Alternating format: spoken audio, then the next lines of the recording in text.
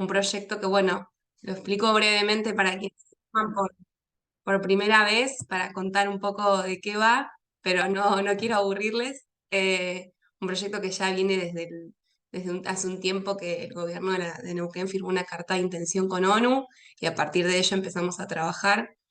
Tiene diferentes componentes orientados al fortalecimiento de las capacidades de gobierno provincial, de los gobiernos locales y del sector privado, en este caso, vinculados a el desarrollo de obra pública sostenible y con perspectiva de género.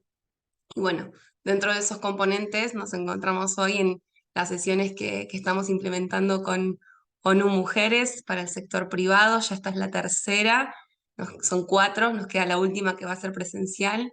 Así que bueno, felices en ese sentido de poder estar acá compartiendo con ustedes y esperamos que sea una gran jornada de trabajo.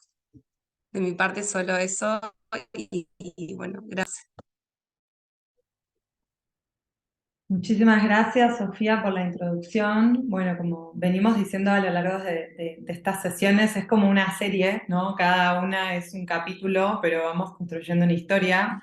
Así que está muy bueno que se siguen sumando personas nuevas y también vamos teniendo en cuenta eso para que cada sesión sea, digamos, un capítulo en sí mismo y tenga una coherencia, pero también hacemos una introducción general para quienes llegan por primera vez también entiendan el marco en el cual estamos llevando a cabo esta capacitación, estas sesiones.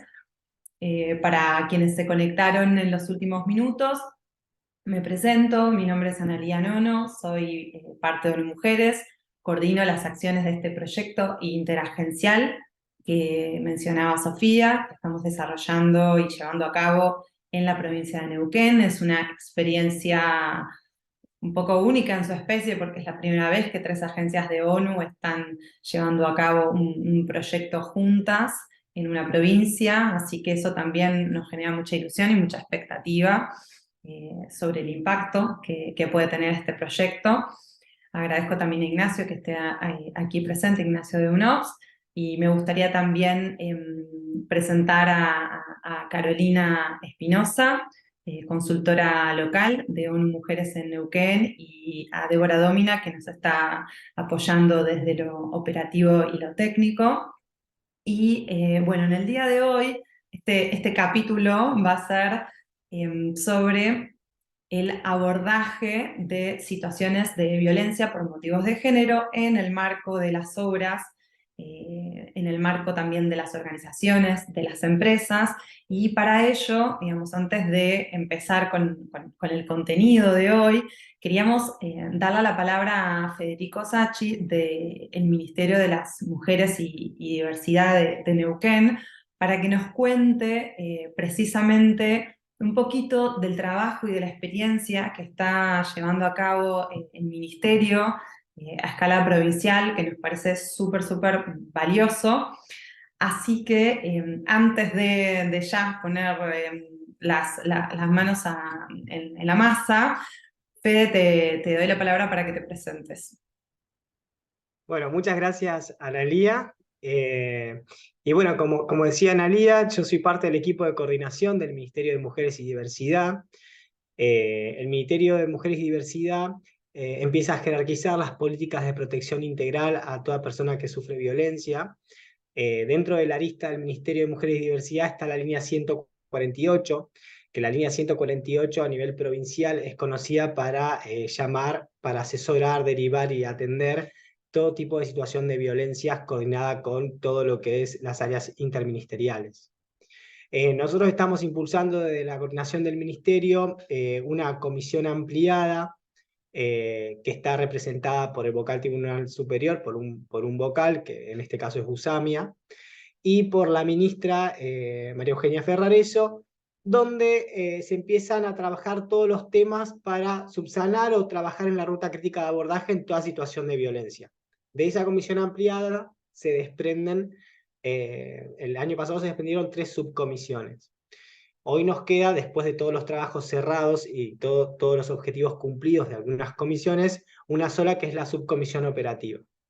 Dentro de la subcomisión operativa armamos 2 equipos puntuales de trabajo, donde se trabajó durante todo el año pasado en detectar esos obstáculos y desafíos que tienen cada dispositivo, que son parte, con incidencia directa, de esta ruta de abordaje en el territorio sobre situaciones de violencia. Cuando hablamos de diferentes organismos, hablamos del sector de salud, hablamos del sector de policía, seguridad, del DAB, del CAP, que son organismos y dispositivos interministeriales que trabajan y accionan en situaciones de violencias. Y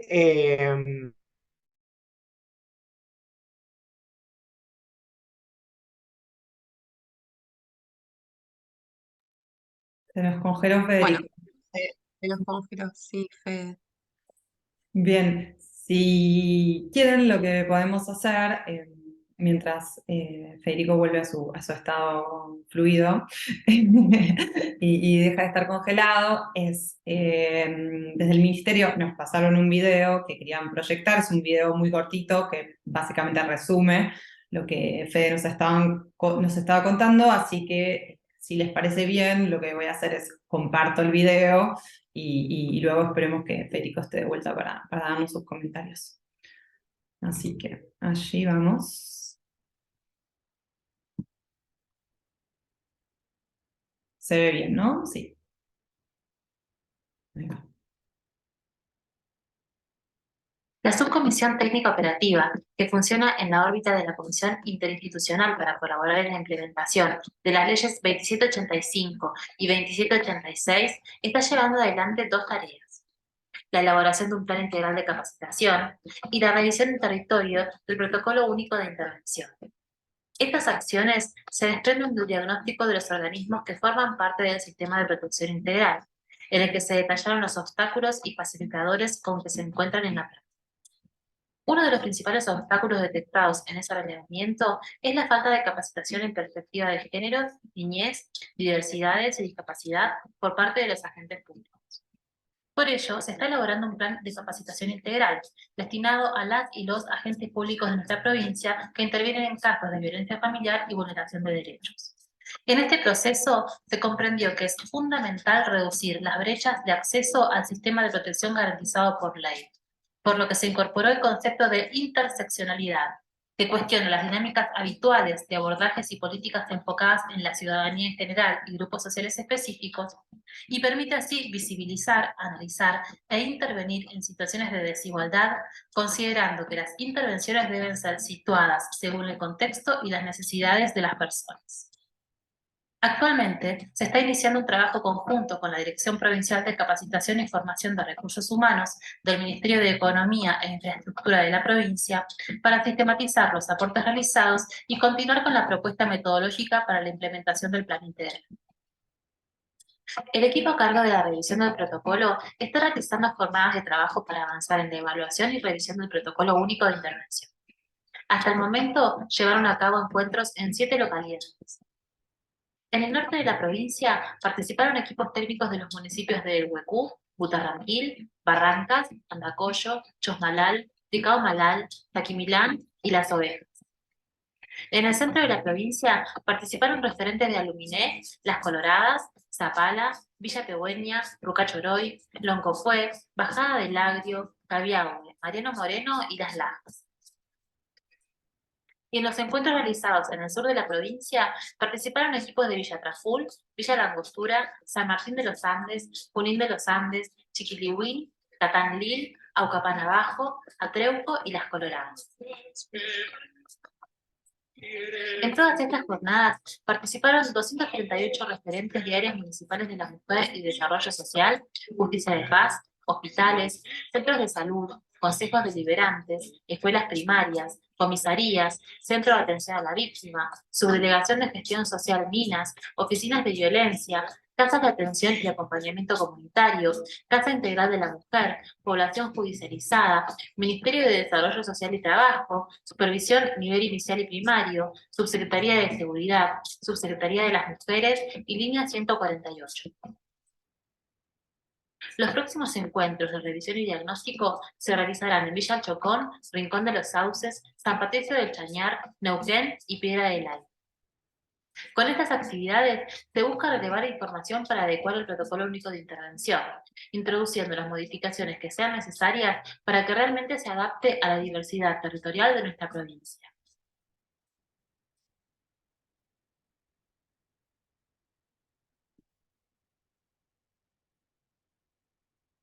Bien, muy bien. Creo que Federico volvió, no sé si lo volvimos a perder, pero en un momento, ahí está. ¿Cómo están? No, usé la vieja escuela, conecté los datos del teléfono que no va a fallar. Así que nada, estaba como trabada la compu. Así que bueno, pudieron ver el video, más o menos era lo que les estaba resumiendo de cómo estamos hoy frente a trabajar en estos sistemas y situaciones de violencia por territorio. A lo largo del año pasado y este año empezamos a pensarnos en territorio de una manera más horizontal, de no trabajar un protocolo de la ley diseñado en Neuquén desde el federalismo y centralismo hacia el territorio, sino que el territorio empiece a visibilizar cuáles son las necesidades emergentes para acomodarnos al territorio y que la ley se pueda implementar con sus particularidades. Desde sur, centro y norte, tenemos en la provincia un montón de buenas prácticas que deberían estar implementadas en estos protocolos. Incluso hay formaciones de redes que necesitan ser institucionalizadas. Hay prácticas, se nombran como prácticas artesanales, ¿no? En la ruralidad. Entonces, nada, básicamente en el proceso que se encuentra hoy el ministerio es en trabajar en esto. Por ejemplo, hoy en Piedra del Águila tomó mucho la palabra y se jerarquiza un poco esa necesidad de trabajar con el varón y sus conductas violentas. Y con la mujer, ¿no? Pero también trabajar esto de la masculinidad hegemónica, que es transversal en estas conductas aprendidas. Entonces, como que así como nace este tema para poder abordarlo dentro del territorio con las características que fue Piedra del Águila hoy, por ejemplo, nace esto también en otros lugares. En Aluminé se trabajó mucho con comunidades dentro de la montaña, con sus conductas aprendidas, sus prácticas que nos sirven un montón para poder seguir avanzando en pos de sacar la mejor versión de ese protocolo. Y ahora lo pensamos, es un protocolo único de intervención, un protocolos zonales, una reforma de protocolo. Bueno, estamos en ese proceso de ver, porque lo real es que en las ciudades no se manifiesta que se quiere un protocolo único distinto. Se manifiesta que nos acomodamos y estamos trabajando en sacar la mejor versión del protocolo que existe. Bueno, ¿de qué manera lo hacemos? Así que en ese se encuentra el proceso de análisis puntual de cómo trabajamos con 2785, 2786, que es la ley de protección integral. Incluso salen desde Poder Judicial muchas estrategias de juzgados, desde la misma oficina de violencia, de trabajar articulado con 2302, que es protección del niño y la niña y adolescente, digamos, en un estado de vulnerabilidad. Entonces, como que empezamos a trabajar muchísimo las leyes en coordinación con el territorio y hacia el territorio, ¿no? O sea, esto de pensarnos de una manera horizontal. Por ahí, no sé, básicamente, Ana, si querés podemos abrir a consultas, a lo que necesiten, pero puntualmente hoy se está trabajando en esta revisión del protocolo único de intervención. Después hay cada caso y cada dispositivo por su naturaleza que tiene su práctica y sus protocolos internos, desde las casas integrales, desde la línea 148, o sea, hay diferentes dispositivos que traccionan de tal manera y la idea es pensarnos en conjunto como un sistema, no como yo respondo oficio del Poder Judicial y voy a... No, estamos pensándonos como un sistema integral de protección. Sí, totalmente de acuerdo. Es como entender cada quien desde qué lado puede aportar para brindar conocimientos, para entender cómo hacer de esto una acción colectiva que tiene muchos roles, responsabilidades, momentos. Y también precisamente, bueno, hoy creo que estamos aquí para poder transmitir algunos conceptos, principios fundamentales, dar a conocer los marcos normativos y empezar a trabajar con la importancia de la existencia de los protocolos y ciertas pautas de cómo empezar a implementarlos. Así que, por supuesto, la invitación que queríamos hacerles llegar hoy era para que ese canal de consultas pudiera estar disponible porque, bueno, entendemos que son ustedes quienes están llevando a cabo este proceso que es tan rico, tan variado, tan complejo, porque no podemos pensar que las soluciones son las mismas para las necesidades de cada territorio. Así que nada, te agradecemos muchísimo por resumirnos de una manera tan precisa esta experiencia que están llevando a cabo y sí, por supuesto, ya nos dirás vos también cómo es este canal de consultas, quizás en el chat, a dónde se puede escribir en caso de que quien esté digamos, experimentando, viviendo o tratando de acompañar una situación de violencia por motivos de género en el ámbito laboral o doméstico pueda hacer referencia y llegar a ustedes. Gracias, Analía. Algo que me gustaría contarles y recalcar, que también está la Oficina de Violencia Laboral, que funciona bajo la órbita del Ministerio de Economía y son parte de la mesa de este trabajo interdisciplinario, la 2785-2786 que lleva el Ministerio. Pero no es un órgano competente directo del Ministerio porque estamos hablando de otro accionar, otro mecanismo y de otras situaciones puntualmente. Pero no lo quería dejar pasar porque fue noticia en provincia que está la Oficina de Violencia Laboral. Bien, muchas gracias por Me estar. parece, a todos y todas, podemos socializar un mail y que el canal de comunicación sea el mail con el asunto referido a el encuentro, o vos, Analía, fíjate de qué manera se puede facilitar, como a vos te parezca bien, o Sofi, no sé, de visualizarlo de esa manera. Me parece que lo más práctico, lo más eficiente, y también cómo poder generar información, ya sea si necesitan el protocolo único de intervención en PDF, ya sea si necesitan características puntuales de derivaciones de organismo. Lo que sí que hay una buena campaña en redes. A lo que voy con esto es que se está visibilizando mucho estas herramientas. Así que lo que necesiten, bienvenido sea para poder seguir aportando y sacar la mejor versión de lo que estamos haciendo. Perfecto. Sí, se me ocurre que podemos hacer un paquete después en el mail que enviemos a quienes pudieron venir y también a quienes no, para hacer más extensivo el... Cargar un drive con información, como ustedes lo consideran. Bárbaro. Bueno, Federico, muchas gracias. Si les parece, arrancamos ya con los contenidos de hoy. Claro, si podés compartir la presentación. Bien.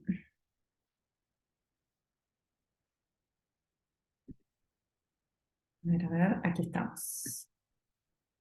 Ahí va. Sí, perfecto. Bueno, Bueno, como les contábamos a un inicio, hace unos meses ya empezamos a trabajar junto con la provincia, con COPADE, con el Ministerio de las Mujeres y Diversidad y con otras dos agencias de ONU en estas capacitaciones para apoyar al sector privado, el sector público y a la sociedad civil en el desarrollo de obras públicas sostenibles con perspectiva de género e interseccionalidad. Voy a resumir muy brevemente para quienes no estuvieron conectados en las sesiones anteriores. La idea de estas capacitaciones es brindar herramientas e instrumentos de aplicación para la perspectiva de género interseccional en el seno de la actividad privada y específicamente de la actividad privada de la construcción y la construcción de obras públicas.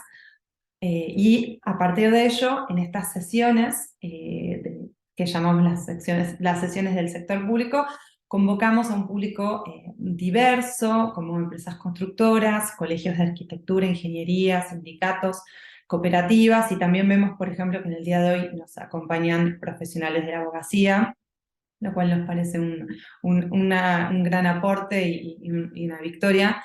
Y en ese sentido, aquí lo que vale la pena también mencionar es que este proyecto marco que se desarrolla en la provincia de Neuquén para fortalecer las capacidades de la provincia en cuanto a lo que es la planificación urbana, integral y sostenible, de parte de ONU Mujeres tiene el desarrollo de dos productos. Uno de ellos es una metodología de costeos de infraestructuras de cuidado a escala local. Precisamente es como una suerte de diagnóstico de la oferta y la demanda que busca contribuir a la reducción de brechas que puedan existir en la provisión de estos servicios de cuidado Y luego este programa de capacitación sobre obra pública sostenible con perspectiva de género es el motivo, digamos, que nos reúne hoy. Además también queríamos mencionar que estamos acompañando el desarrollo de pliegos con perspectiva de género y la incorporación de la perspectiva de género, diversidad interseccional a lo largo de todo este proyecto. Entonces, en este contexto, como mencionaba Sofía al inicio, en 2021 se sanciona el decreto 1320, el decreto de obra pública sostenible, que lo que propone, en resumidas cuentas, es mejorar la calidad de vida, favorecer el empleo de calidad y garantizar la igualdad de oportunidades, promoviendo un desarrollo sostenible, seguro, accesible, inclusivo y equilibrado, con equidad entre los géneros. En ese sentido, desde ONU Mujeres, lo que estamos haciendo y estamos acompañando a la provincia, a la Comisión de Sostenibilidad de Subsecretaría de Obras Públicas y al proyecto en general, es en abordar esta noción de género, diversidad e inclusión y acompañando a las empresas en el cumplimiento de estos objetivos que va a ser, digamos, el próximo paso. Una vez que el decreto termine su instancia de desarrollo y empiece a reglamentarse, a implementarse en su reglamentación.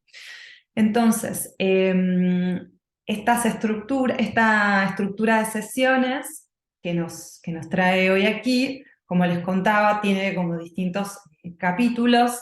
En el primero vimos nociones básicas de perspectiva de género y cómo es la inserción diferenciada de las mujeres en el mundo laboral a raíz de la división sexual de trabajo, de las tareas de cuidado, y específicamente cómo eso tiene un impacto en su inserción en el sector de la construcción. Esta sesión fue presencial, sin embargo la presentación está disponible y también podemos compartirla para socializarlo y para que se pueda tener este diagnóstico ya, digamos, incorporado. Luego en la segunda sesión, que sí fue en línea, trabajamos sobre la noción de buenas prácticas y nos estuvimos analizando algunos instrumentos de equiparación que ya existen en el sector privado y aplicables directamente en el universo de la construcción para ayudar a consolidar derechos y oportunidades de mujeres y diversidades. Y luego, en esta sesión, como les anticipábamos, lo que trabajaremos es el abordaje de situaciones de violencia por motivos de género en las obras a través de la implementación de protocolos, entendiendo los protocolos como herramienta y como marco normativo para garantizar esta igualdad de oportunidades de acceso a las obras a mujeres y diversidades. Y finalmente nos volveremos a encontrar presencialmente en la última sesión, que será en formato taller, el 31 de julio en la provincia de Neuquén por la tarde. Después enviaremos los datos de este encuentro, que ya tendrá un formato taller directamente y será en vías a construir un plan de equidad en el marco de cada actividad profesional y cada empresa. Entonces,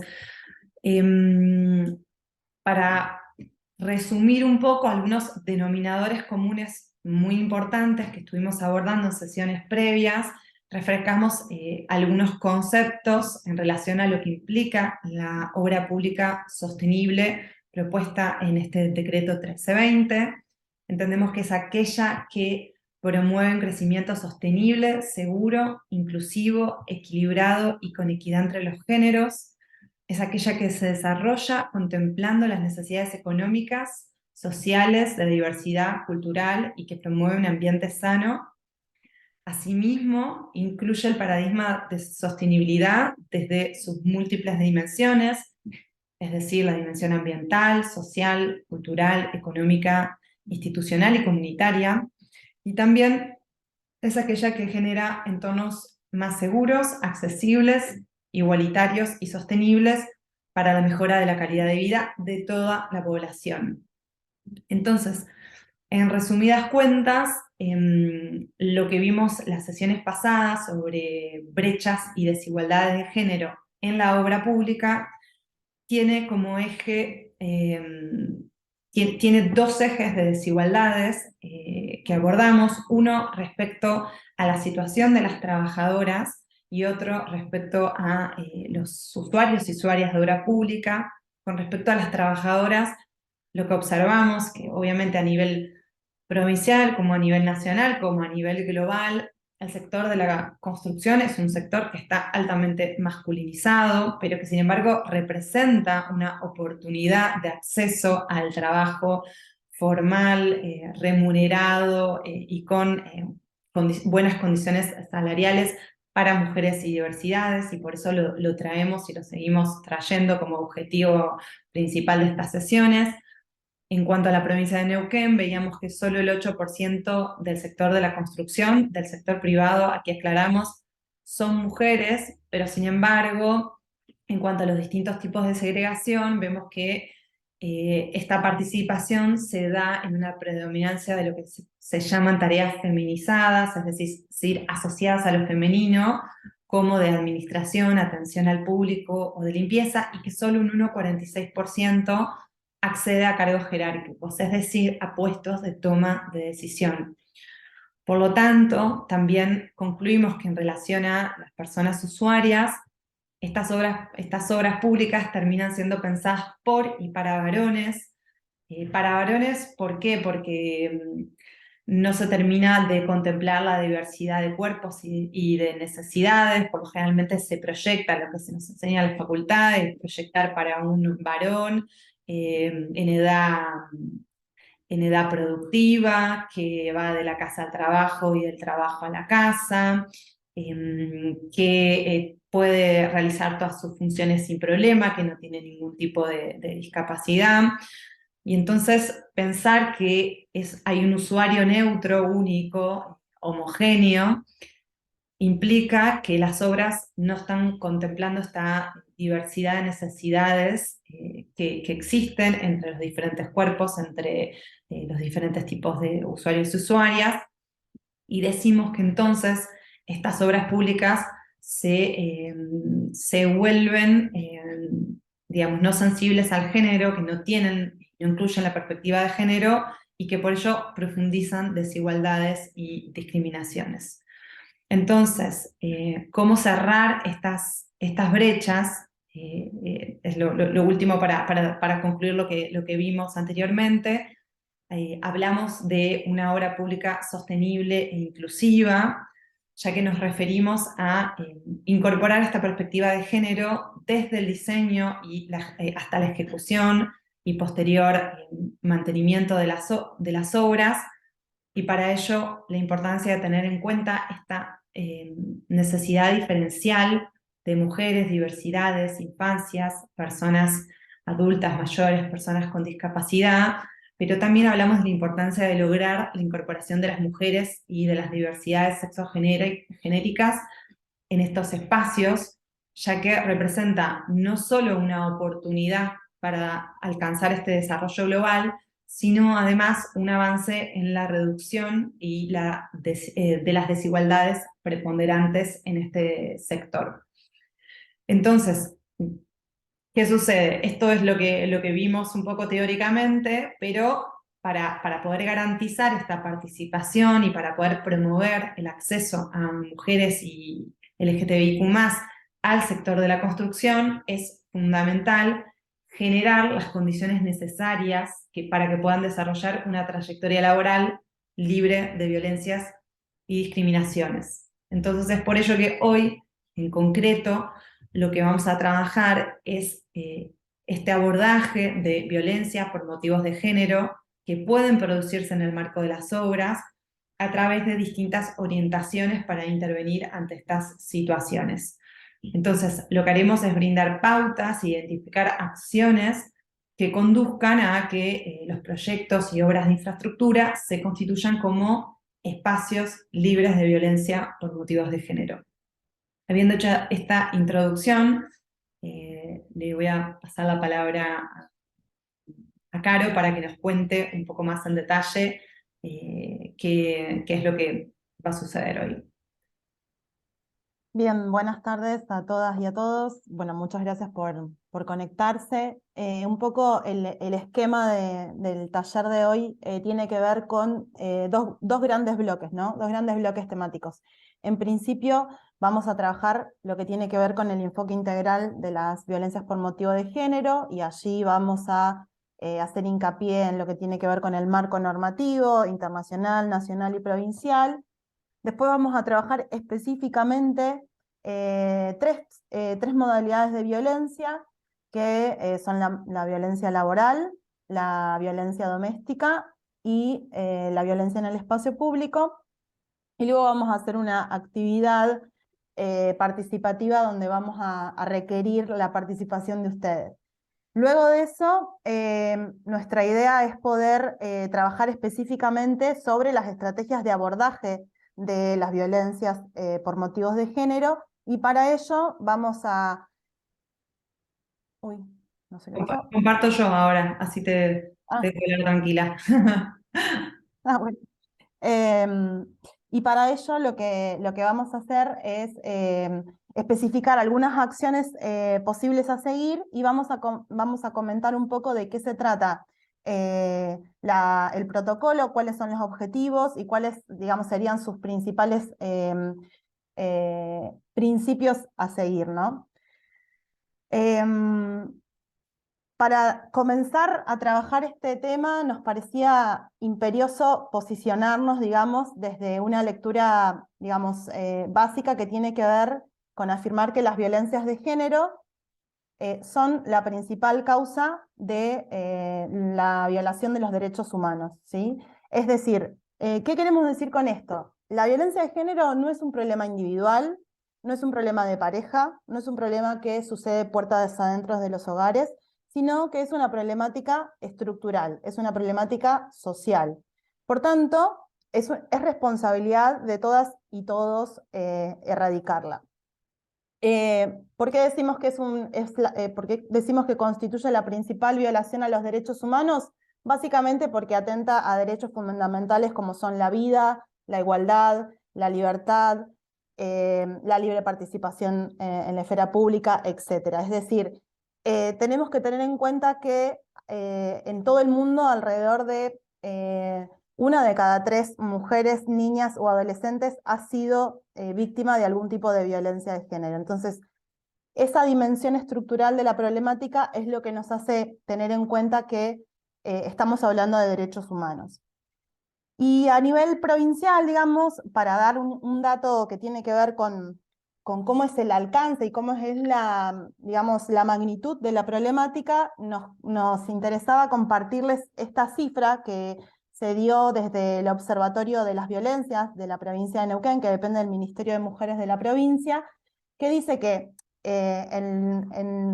entre 2017 y 2021, básicamente hubo una denuncia por violencia de género por hora en nuestra provincia.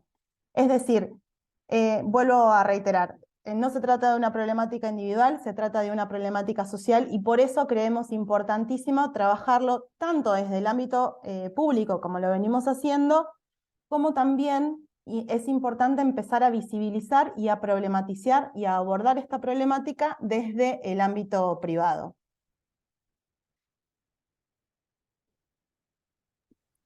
Bien, entonces, habiendo entendido este contexto de partida, lo que haremos hoy es trabajar en los distintos ámbitos en los que podría presentarse esta violencia por motivo de género en el contexto de las obras. Esta sesión tiene un abordaje particular y distinto o complementario, podemos decir, a como cuando se estudia la violencia laboral por motivos de género, ya que entendemos que las obras, la construcción de infraestructuras y de obra pública y de equipamiento tiene un impacto también sobre ese entorno urbano, sobre esa comunidad, y entonces presenta otras situaciones o riesgos potenciales de violencia por motivos de género. Entonces, vamos a trabajar en estos 3 ámbitos. El primero es al interior de la obra, donde caracterizaremos la violencia laboral ejercida hacia trabajadoras de una empresa y también de la violencia doméstica hacia una trabajadora. Es importante destacar que la violencia doméstica es relevante dentro del ámbito laboral porque una persona que sufre violencia tiene, por supuesto, dificultades en presentarse al trabajo, digamos, ir a trabajar como lo haría normalmente, ¿no? Si ha sufrido alguna situación traumática o si ha sido atentada, digamos, física, si ha sufrido algún tipo de violencia física. Luego, registramos la potencial violencia que podría sucederse en el espacio público, también conocido como el acoso sexual callejero, que, bueno, tiene la forma de piropos, silbidos, miradas, etcétera, que puede llegar a presentarse, digamos, como parte de instalar una obra en contexto urbano. Y después también mencionamos el riesgo de violencia que puede ser ejercida hacia las personas destinatarias de la obra. En muchos casos lo que vemos es que las obras son, por ejemplo, ampliaciones, refacciones de un equipamiento que ya funciona, pensemos en un colegio o en un hospital, y que hay una potencial convivencia entre las personas destinatarias de esa obra o quienes ya utilizan parte de ese equipamiento y la obra que está funcionando en simultáneo. Y también es una situación a atender. Entonces, en ese sentido, ¿por qué es importante ocuparnos de este tema, Caro? Bueno, les cuento por qué es importante. Un poco ya lo adelanta Ana, ¿no? Diciendo que, bueno, ¿por qué trabajamos la violencia doméstica en un ámbito donde participan organizaciones que mayormente pertenecen al ámbito privado y organizaciones donde se desarrollan distintas tareas laborales?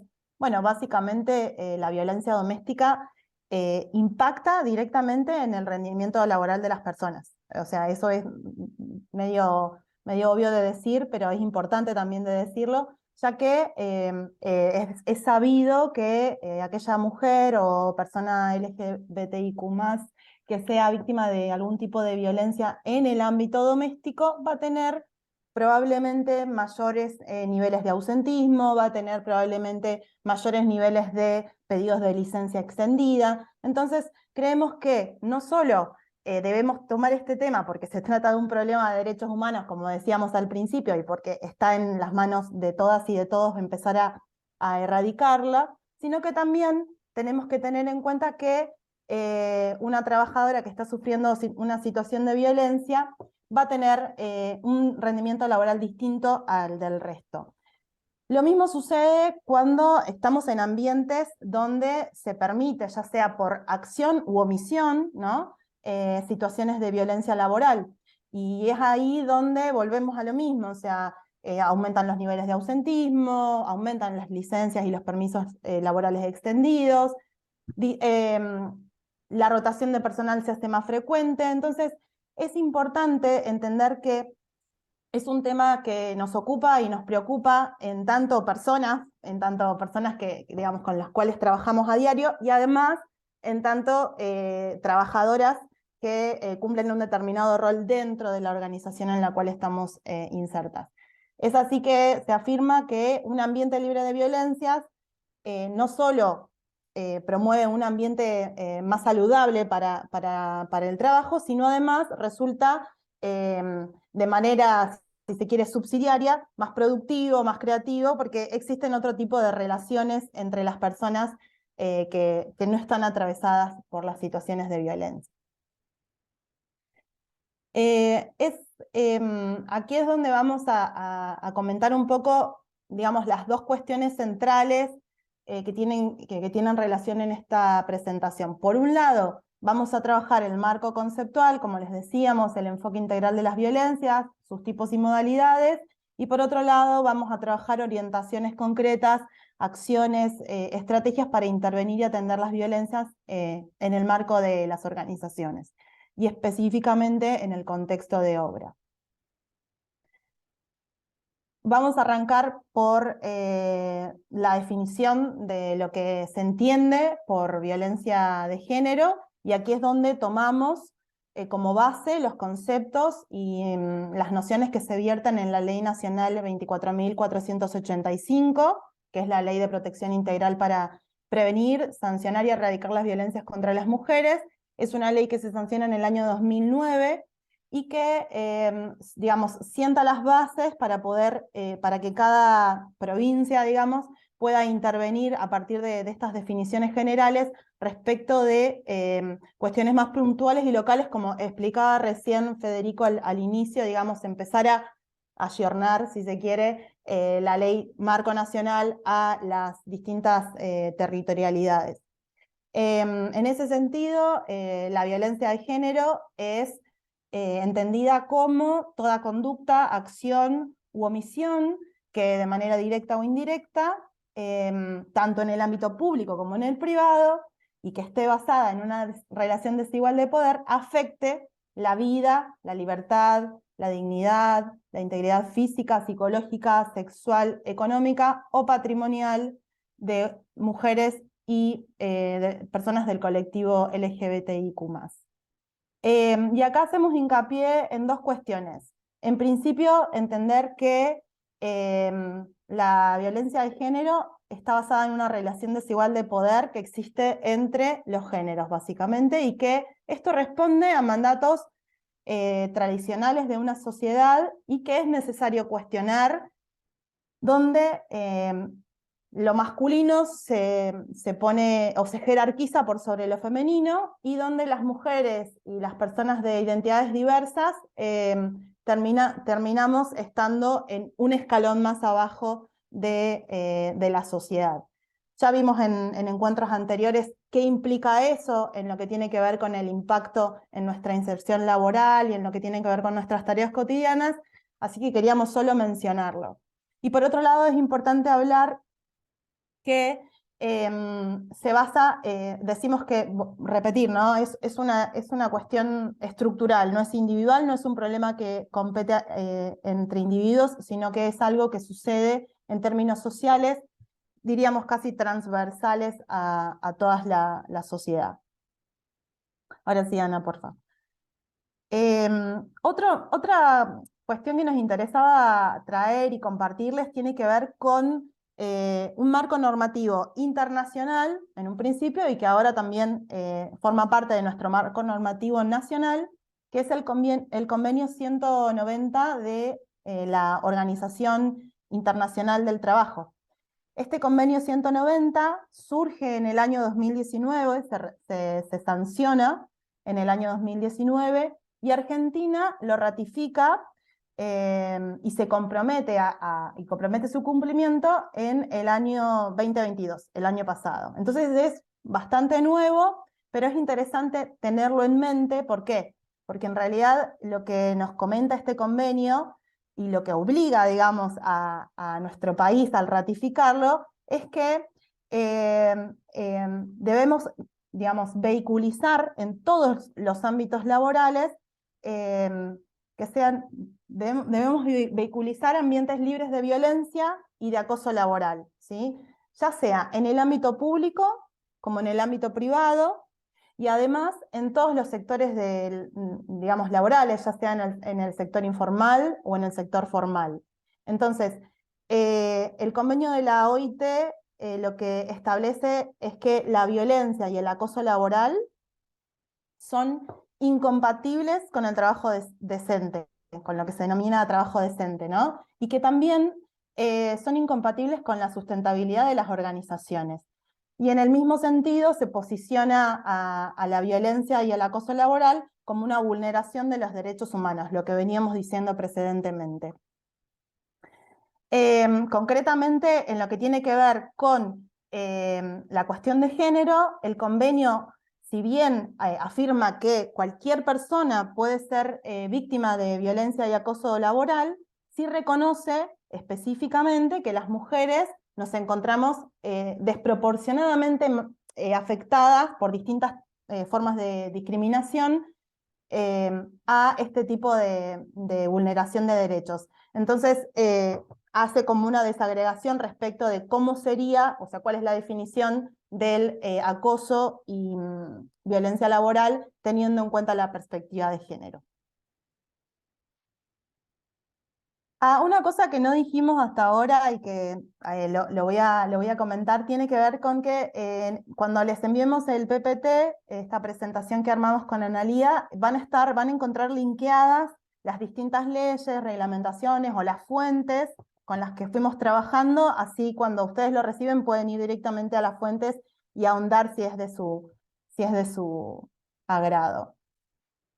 Bien, acá retomando un poco lo que sucede a nivel provincial, como mencionaba Federico al inicio, en Neuquén tenemos 2 leyes que son, digamos, los pilares para entender la protección integral de las personas, especialmente de las mujeres y las diversidades, que tiene que ver con la ley 2785 y 2786.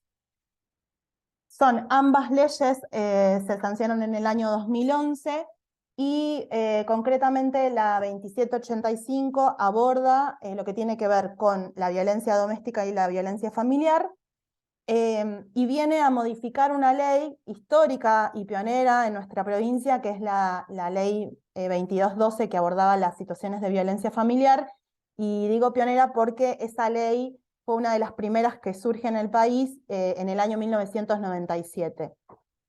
Y por otro lado, tenemos la ley 2786, que es la ley que tiene como objetivo prevenir, sancionar y erradicar todas las violencias de género, que es, digamos, toma como base la ley nacional que mencionábamos al inicio. Si querés, pasa, Ana. Ahí va. Y acá vamos a hacer un pasaje bastante rápido respecto de lo que se conoce como tipos y modalidades de violencia de género. Es importante que sepan que cada una de ellas, de estos tipos de violencia de género, se refiere a las dimensiones de la vida que se ven más afectadas ante una determinada situación de violencia, y que cada una de estos tipos de violencia, digamos, puede ser ampliada, podemos indagar acerca de a qué refiere con cada una de ellas si nos vamos a la ley, que es la ley nacional, donde se definen y ejemplifican estos tipos de violencia. Tenemos la violencia física, la psicológica, la sexual, la económica y patrimonial, la simbólica y la política. Perdón. Y por otro lado están las modalidades de violencia, que reitero, están expresadas y detalladas en lo que tiene que ver con la ley nacional y también en la ley provincial. 26485, la ley acota Analía. Las modalidades son justamente los ámbitos donde se dan y donde se ejercen estas violencias, y allí tenemos distintas modalidades. Tenemos la violencia doméstica, la violencia institucional, la laboral, la violencia contra la libertad reproductiva, la violencia mediática, la violencia en el espacio público y la violencia pública o política. Y acá les resaltamos un poco las que nosotras vamos a retomar, como justamente teniendo en cuenta de que estamos situadas en un contexto de obra y donde generalmente se pueden llegar a dar este tipo de violencias que están destacadas, que son la doméstica, la laboral y la violencia en el espacio público. Previo a entender qué son cada una de esas modalidades, queríamos compartirles lo que sucede en la provincia, ¿no? O sea, estamos hablando de tipos y modalidades y nos interesaba contarles cómo son las estadísticas que se manejan a nivel provincial desde el Observatorio de las Violencias. Y acá vemos principalmente que casi el 99% de los casos refiere a, digamos, de las intervenciones que se realizan son relativas a la violencia doméstica, ¿sí? Ahí son un total de 18.384 casos, refieren a la violencia doméstica, y muy por abajo viene como segunda instancia o como segunda en el podio la violencia laboral, pero digamos, la violencia doméstica es la modalidad que más se denuncia y sobre la cual más se interviene institucionalmente en nuestra provincia. Y por otro lado, si hablamos de tipos, ¿no? Vemos que mayormente las intervenciones son a raíz de casos de violencia psicológica. Es decir, las mujeres, las niñas y las adolescentes principalmente denuncian o solicitan ayuda o asesoramiento o algún tipo de intervención producto de violencias psicológicas.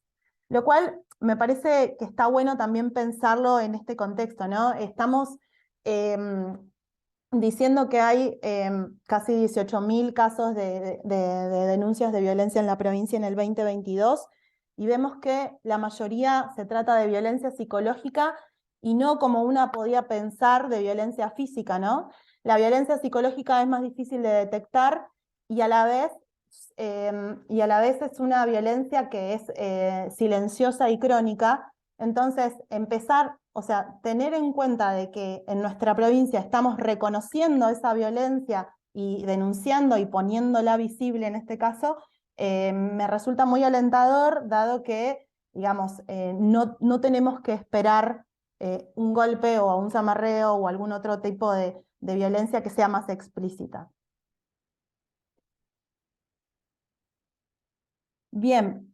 En lo que tiene que ver con la violencia por motivos, laboral por motivos de género, acá, de acuerdo a la reglamentación, vemos que es aquella que discrimina a las mujeres y al colectivo LGBTIQ+, en los ámbitos de trabajo, tanto públicos como privados.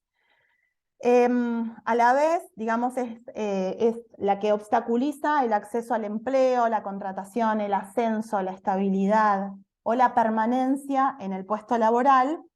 Y esto sucede, por ejemplo, cuando vemos que en los avisos laborales existen requisitos tales como que se haga referencia al estado civil, o a que no tenga o no tenga hijos, o a la edad, ¿no?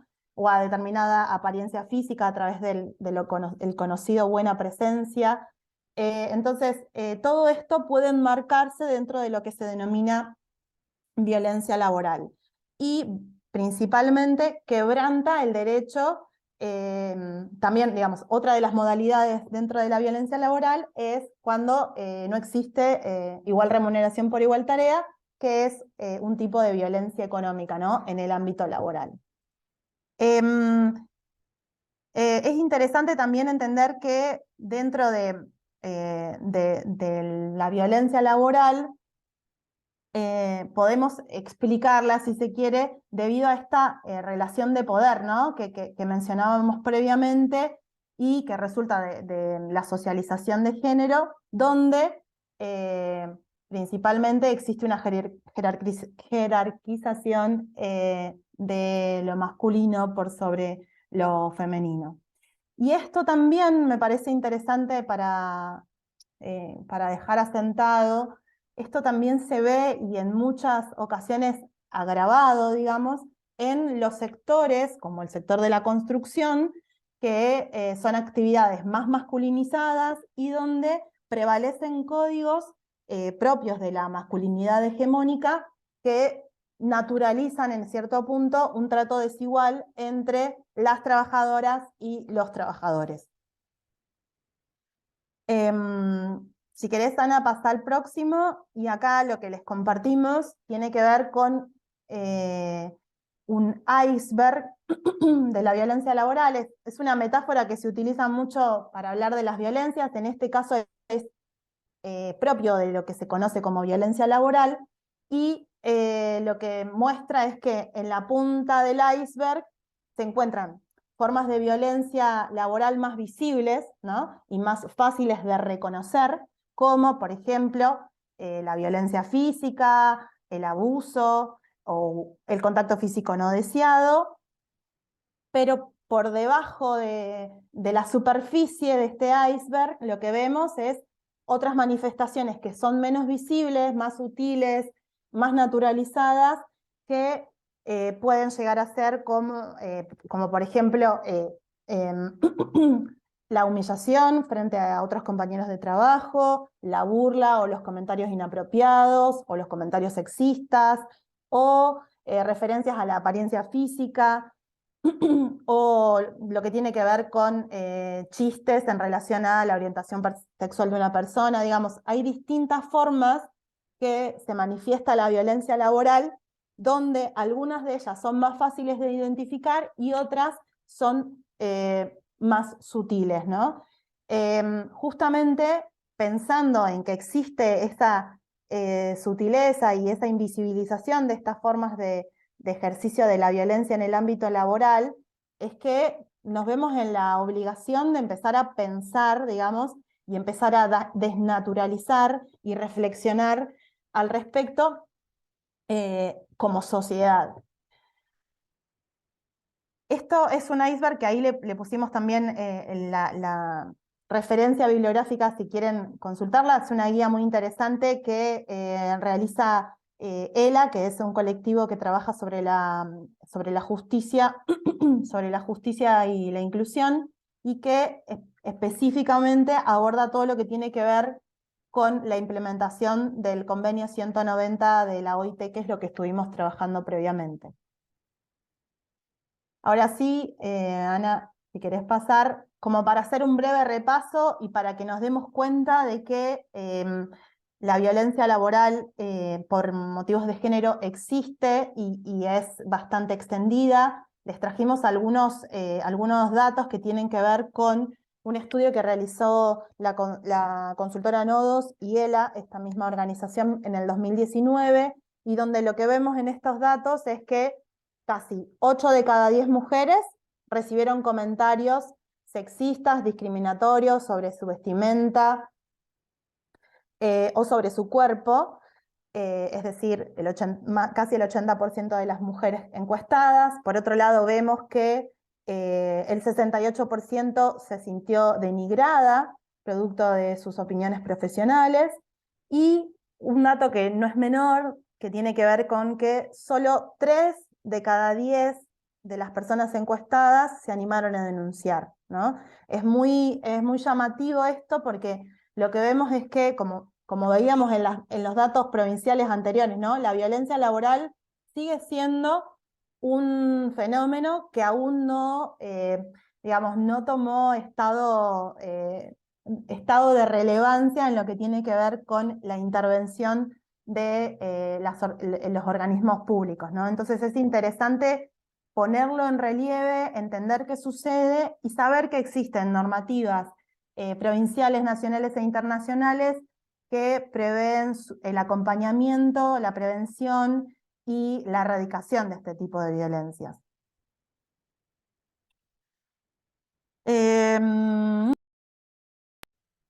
Bien, y aquí nos metemos un poquito, disculpen, mi perro está ladrando. Nos metemos un poquito en lo que tiene que ver con la violencia doméstica. La violencia doméstica es, que dijimos, puede suceder en el marco de alguna organización donde estemos trabajando, donde nos estemos desarrollando, que nos encontremos con trabajadoras que son víctimas de violencia doméstica, y por eso nos parecía importante remarcar, digamos, de qué hablamos cuando hablamos de violencia doméstica. Y acá lo que dice la ley es que es aquella violencia que se ejerce por parte de un integrante del grupo familiar. Entran parejas, novios, exparejas, etcétera, y es independiente del espacio físico donde ocurra. Es decir, si a mí, mi pareja, me insulta, me golpea en el espacio público, por más de que no estemos dentro de nuestro hogar, se denomina violencia doméstica. Y bueno, dentro de la violencia doméstica pueden existir distintos tipos de violencia, ya dijimos, física, psicológica, sexual, económica, entre otros. Vamos a la siguiente, Ana, porque eso ya lo comenté.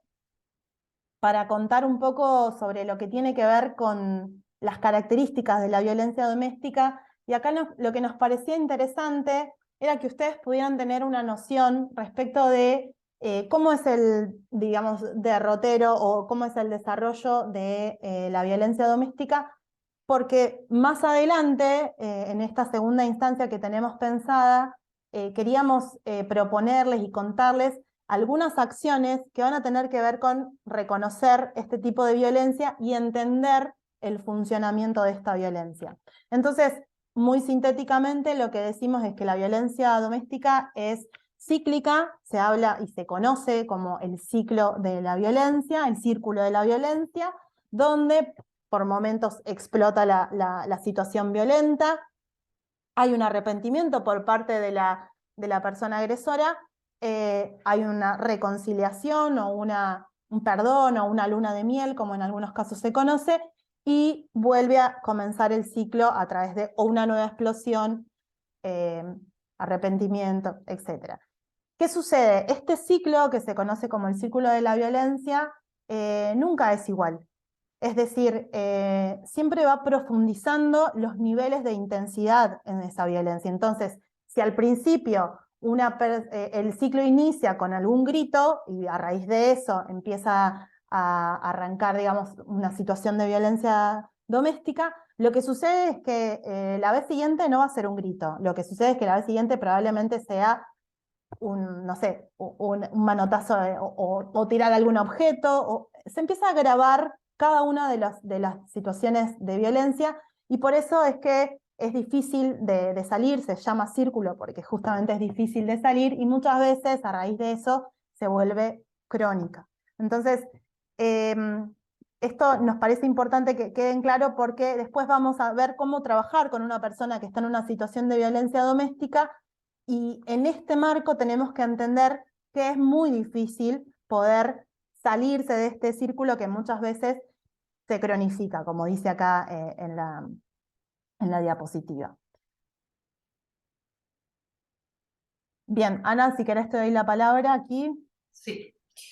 Bueno, habiendo entendido un poco estas nociones básicas de distintos tipos y modalidades de violencia, nos parecía importante también poder caracterizar cómo son estas violencias ejercidas, por ejemplo, potencialmente en el marco de la obra, cuando hablamos en su impacto potencial en el espacio público y en el contexto inmediato donde están emplazadas las obras. Hablamos de lo que es de violencia en el espacio público, y nos referimos a prácticas de connotación sexual o hostigamiento ejercidas por el personal de trabajo de las obras sobre transeúntes, y especialmente sobre mujeres, niños, niñas y adolescentes y LGTBIQ+, y cómo estas prácticas atentan contra la dignidad y promueven, bueno, humillación, intimidación y temor, como mencionábamos antes, lo que se entiende mal como piropos o miradas lascivas o silbidos, etc. Y cómo este tipo de violencia, esta modalidad de violencia finalmente puede ser vista como un impacto negativo de la obra sobre su contexto inmediato. ¿Por qué? Porque, por ejemplo, el emplazamiento o el frente de esta obra puede considerarse como un espacio ofensivo, inseguro y hostil que voy a tratar de evitar, porque se empieza a constituir como una suerte de barrera urbana, y también cómo esto tiene un impacto sobre un aumento de la percepción de inseguridad en el emplazamiento y en el entorno de la obra. Decimos recurrentemente que esta percepción de seguridad es algo subjetivo, es algo relativo. Entonces, si estas condiciones no están dadas para que yo sienta que puedo circular libremente y tranquilamente sobre ese espacio, mi percepción de inseguridad va a aumentar y voy a evitar la circulación por este lugar. Ahora, ¿qué sucede? Esto tiene un impacto medible y un cambio en esta cotidianidad de, más concretamente, mujeres, niños, niñas y adolescentes y diversidades.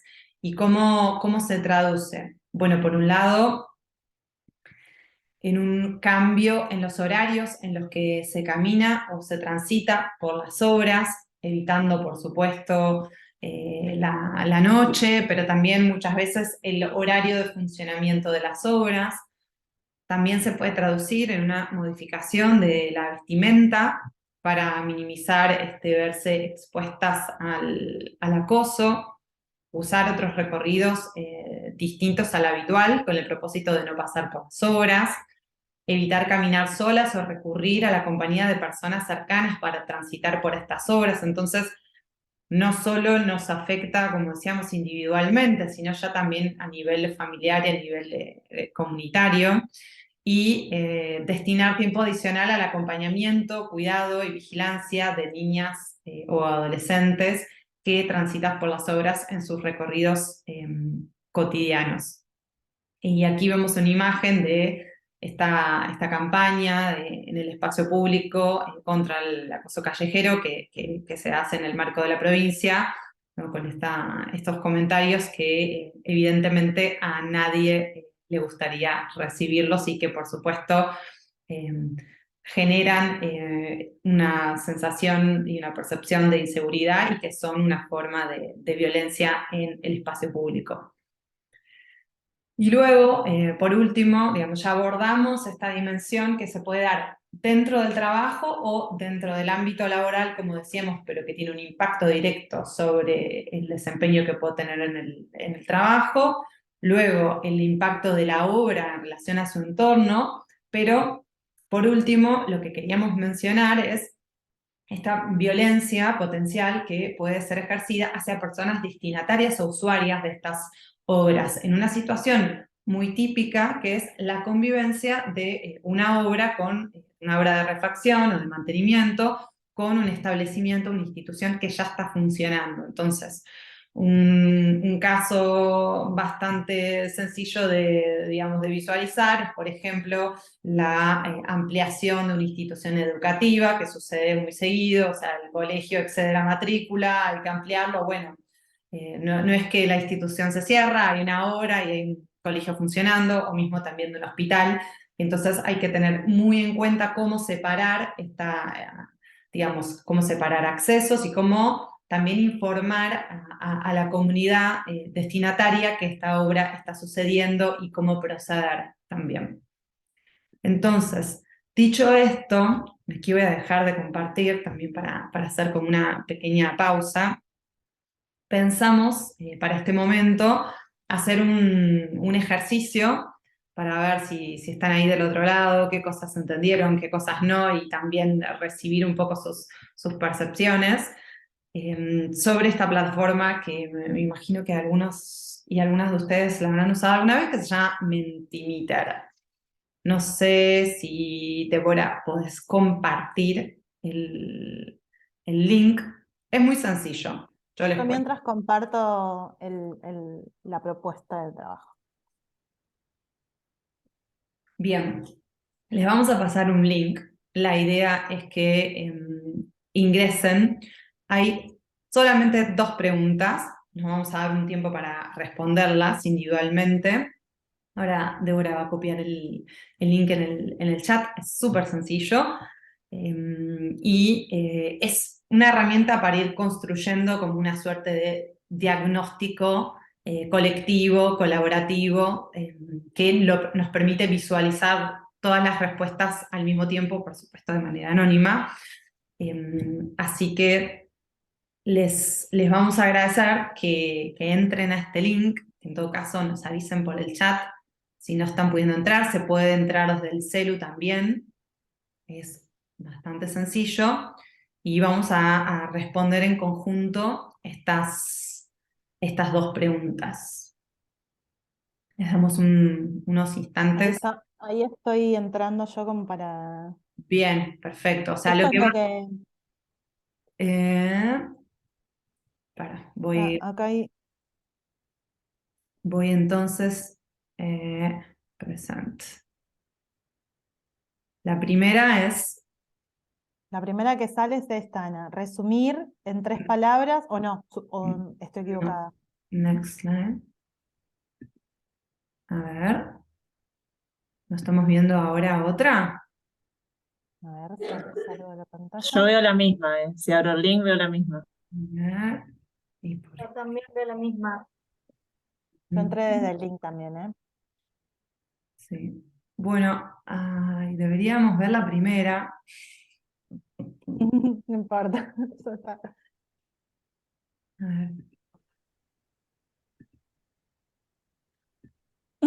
Y si la, a ver, Es la que dice desde tu experiencia en el ámbito laboral, ¿cuáles son los Esa, ahí va. tipos de Sí, violencia? ahí la puedo ver yo también. esa. Yo cerré la página y volví a entrar y ahí entré a la que Ah, dice no. perfecto, perdón. Puede ser que quedó esa primera y la otra la segunda, no pasa nada. Ahora, digamos, si entran, ahí veo que algunas personas empezaron a votar. No sé si ahora ya más ven esta desde tu experiencia en el ámbito laboral. Si querés Ahí, sí, ahí voy a compartir. Hay 2 preguntas. La primera tiene que ver con, desde tu experiencia en el ámbito laboral, cuáles son los tipos de violencia que suceden con mayor frecuencia, ¿sí? Teniendo en cuenta nuestro ámbito de trabajo. Y la otra, que les pedimos que resuman en 3 palabras cómo piensan que una organización puede brindar el acompañamiento ante una situación de violencia de género. Estas son las 2 bien, quiero propuestas chequear que les consigo. que están viendo esta, la de tu experiencia en la laboral, cuáles son los tipos de violencia que suceden con mayor frecuencia. Si alguien no, por favor díganos por el chat o si puede cierre el link y vuelva a entrar que ya debería estar funcionando. Sí, estamos viendo la misma.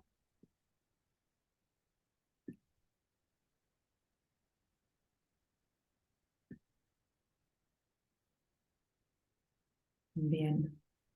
Bueno, y nos avisan, por supuesto, si ya está, nos dicen por aquí. Hasta la otra también, para que la tengan a mano. Perfecto. Y A como mí les me decía, pasa que contesté, sí, escucho. perdón, yo contesté la primera, pero después me dice que tengo que esperar que se actualice el presentador la segunda Ah, diapositiva. sí, sí, porque estoy esperando que todas las personas Ah, está, en la está. primera. Listo. Me gusta esa. La Listo, perdón. presentadora está esperando. Bueno, cuéntenos si ya a alguien le falta la primera o ya estamos. Pronúnciese en el chat o por el micrófono.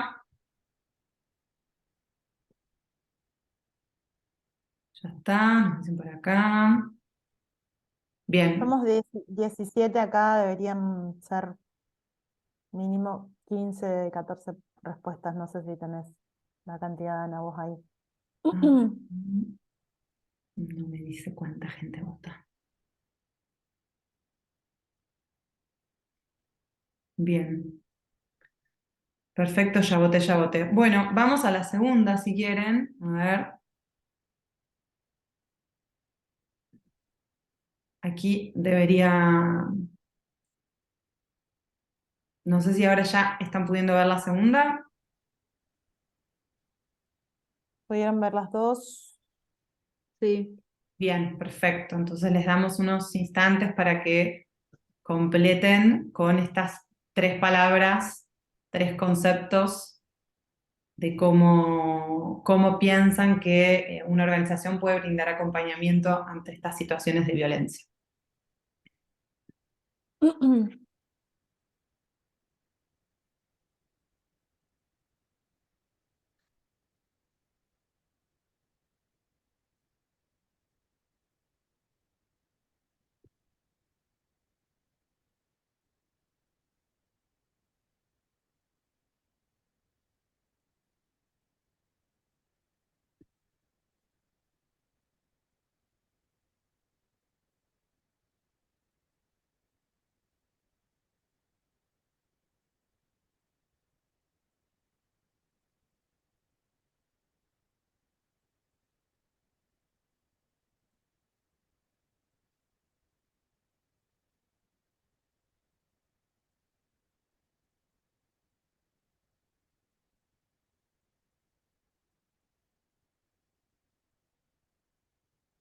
Ahí va, listo.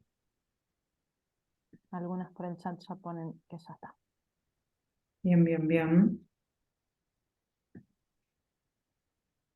Yo sigo viendo que se siguen sumando respuestas. Bueno, bueno, yo creo que ya estamos.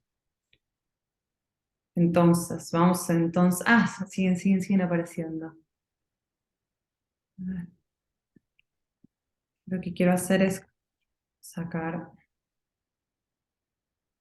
ahora sumar a nuestra presentación las respuestas de ustedes.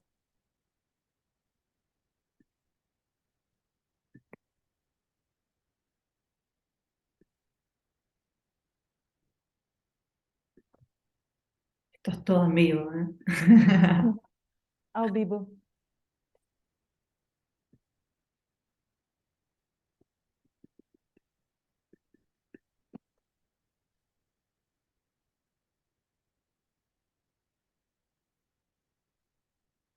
Bien, y vamos a hacer también la segunda. Sí, podemos socializar y compartirles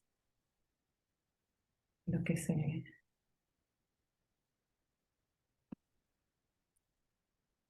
Bien. Y aquí está la segunda.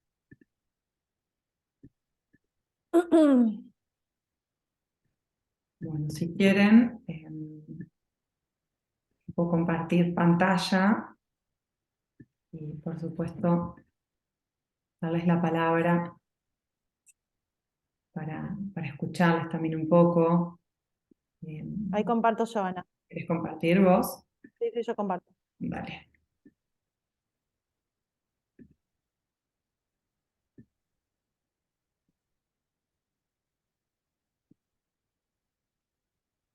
Bueno, en la pregunta de cuáles son los tipos de violencia que suceden con mayor frecuencia, tenemos mayormente psicológica, económica, luego le sigue la sexual y la política, pero bastante por debajo, digamos. Principalmente la psicológica y la económica.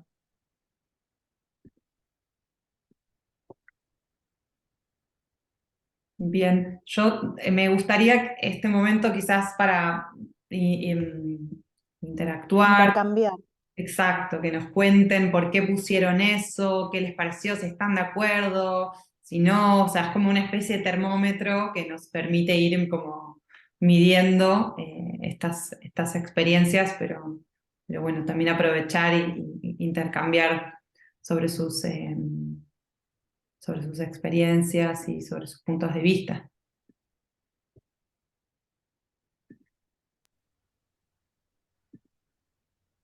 ¿Puedo hablar?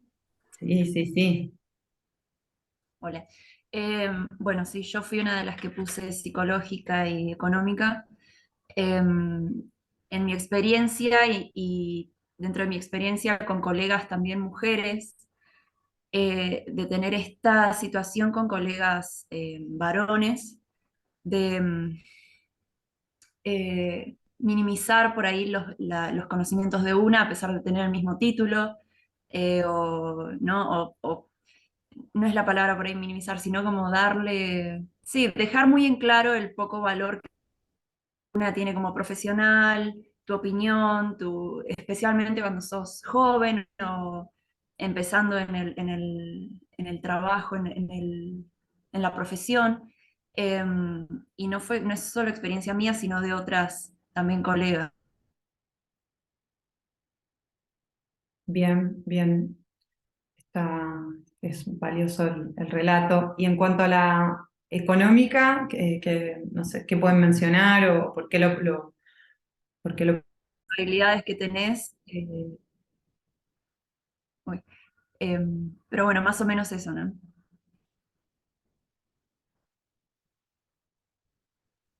Bien, yo me caí, pero ya volví. Em, Yo también me caí.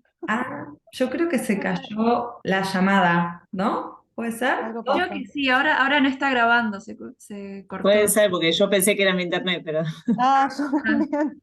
Y ahora está grabando, o sea, bueno, Zoom y sus tus vericuetos, rarísimo. Bueno, acá estamos otra vez. Y si querés, Caro, pasemos a la 2.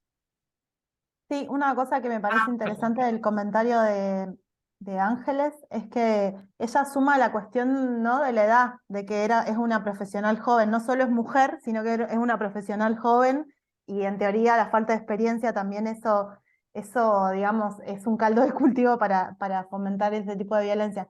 Que es algo que también vimos en los anteriores encuentros, ¿no? Pensar la perspectiva de género de manera interseccional, pensando en el género, obviamente, pero también pensando en otros aspectos como tiene que ver con la edad, si es o no una persona con discapacidad, si es migrante, si es su condición étnica, digamos, empezar a pensar este tipo de violencias en un contexto donde no es solo la cuestión de género, sino también hay otro tipo de condicionantes que terminan excluyendo o que terminan siendo favorables para que se den este tipo de situaciones.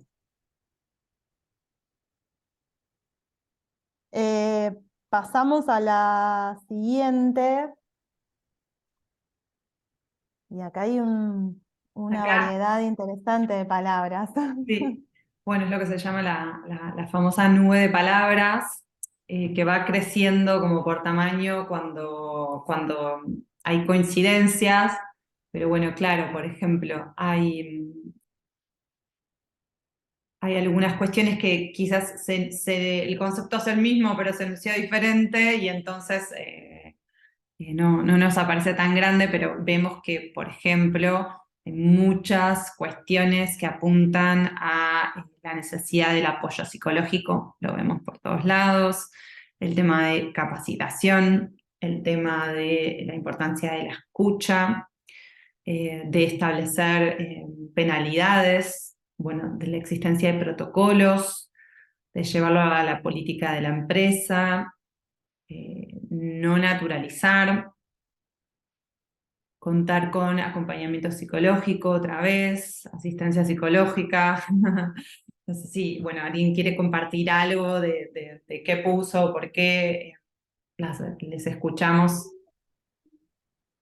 No, yo en realidad siempre trabajándolo como parte de la Comisión de Género del Colegio de Arquitectos, yo puse ahí lo que era bueno, el protocolo de abordaje, que es lo que queremos hacer en el caso de tener una matriculada que haya tenido una situación, cómo el colegio puede accionar. Obviamente nosotros legalmente no podemos hacer nada, pero sí acompañar a esa persona a través de un apoyo psicológico, o sea, con psicólogos que quizás no sean parte del colegio, pero derivándolo, tener un equipo que nos apoye, el tema también del apoyo legal, abogados, si necesita abogados, y por ese lado, hablando como comisión de género, ¿no? Y bueno, el protocolo que es lo más importante, porque nos ha pasado y no sabemos cómo reaccionar y cómo accionar por desconocimiento. También eso tiene que ver con la capacitación y todo. Sí, 100%. Bueno, uno de los objetivos también de dejarles después este material, ahora en la segunda parte vamos a ver un poco cómo son los protocolos, cuál es su estructura, también les vamos a dejar modelos para que ya puedan empezar a armarlos, entender y plantear un poco cuáles serían las responsabilidades de cada parte de la empresa, obviamente de los entes municipales, provinciales también, para precisamente entender cómo abordar y cómo acompañar una situación de este tipo. No sé si alguien más quiere decir algo. También se pueden hacer preguntas sobre el contenido inicial. Dejamos este momento como un poco de intercambio y luego vamos con la segunda parte, que es más como la data.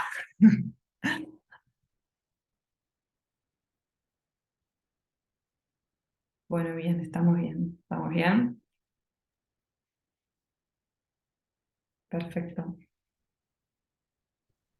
Bueno, ahora para esta segunda parte, si querés, Caro, pasa a la siguiente. La idea es poder brindar estas orientaciones, o sea, en un primer momento profundizamos sobre qué es la violencia por motivos de género, en qué ámbitos se da, qué hacer en cada contexto, y lo que buscamos ahora es precisamente poder brindar estas orientaciones, ¿no? Qué hacer en cada caso, cómo proceder, cuáles son las responsabilidades de cada parte. Y esta parte se estructura como en 4 ejes distintos. Por un lado, en medidas para prevenir el riesgo de violencia por motivos de género en el marco de la obra, y luego en recomendaciones para mejorar esta percepción de seguridad que hablábamos en relación a las obras y al entorno inmediato, y luego específicamente la implementación de protocolos y también recomendaciones generales al momento de tomar conocimiento de esta situación de violencia. Entonces,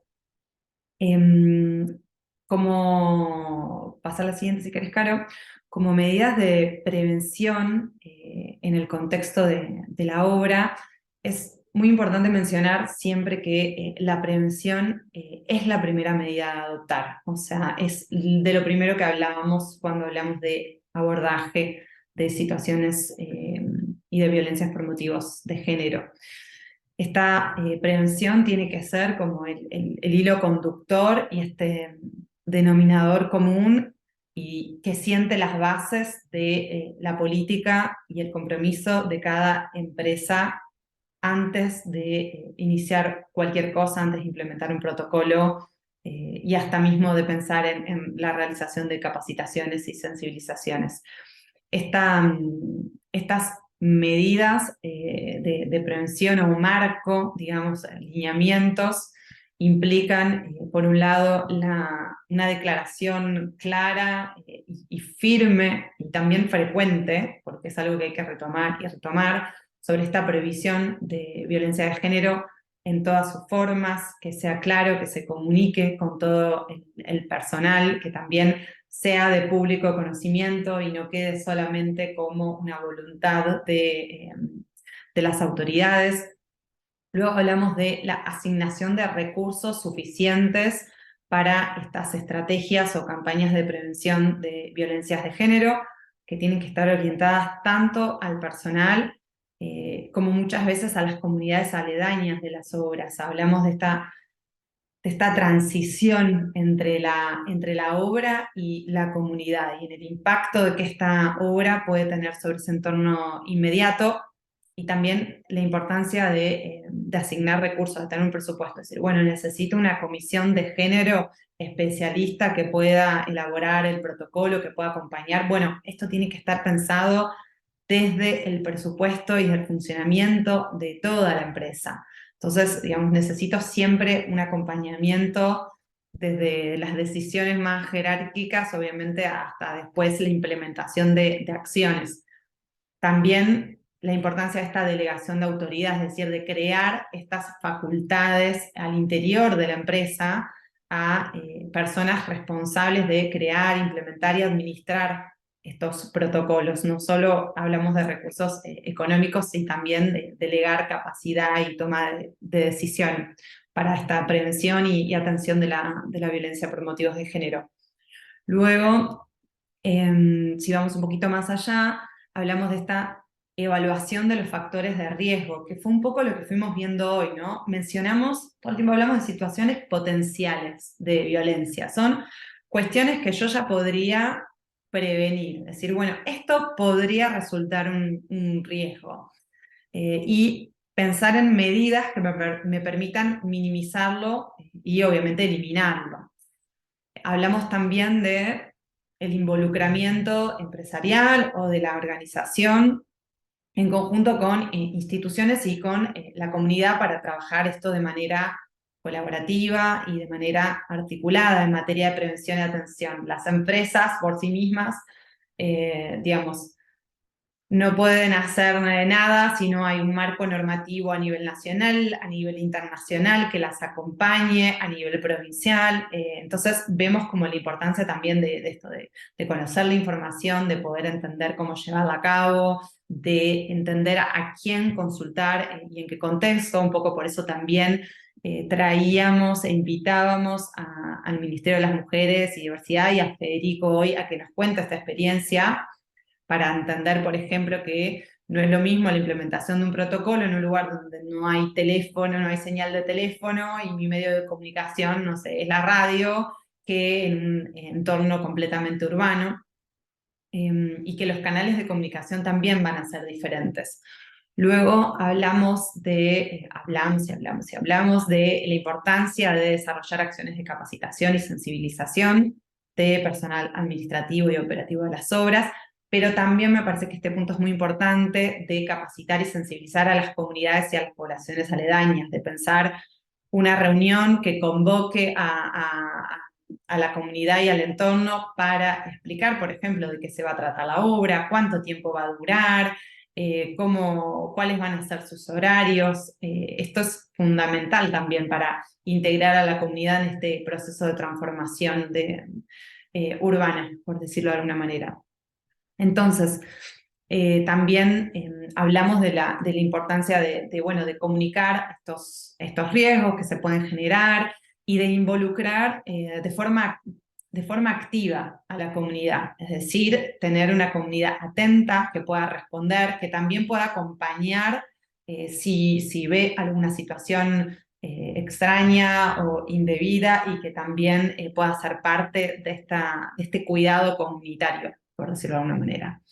Y para ello es muy importante establecer canales adecuados y claros en este diálogo, que también la comunidad sepa con quién comunicarse, a quién acudir, y en ese sentido también entender cuáles son estos liderazgos comunitarios, especialmente de mujeres y diversidades, para implementar y para empezar a instalar una obra, un proyecto de obra en un territorio dado.